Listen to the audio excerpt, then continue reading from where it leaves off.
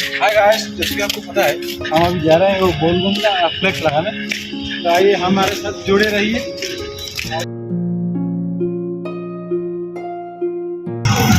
मागଣା खाइए पहुंची गलु।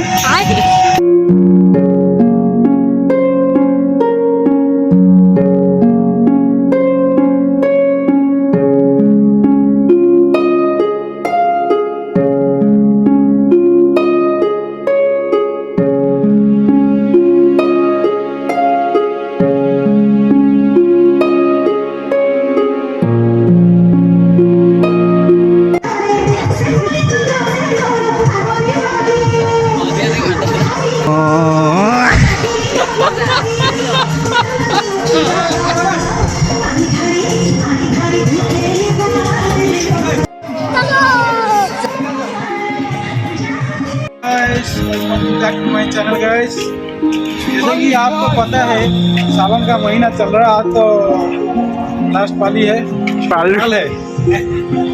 तो हम इधर एक फंक्शन हो रहा है, खाने पीने का व्यवस्था है। कोई भी कावड़िया भाई आ सकता है, कोई टेंशन नहीं।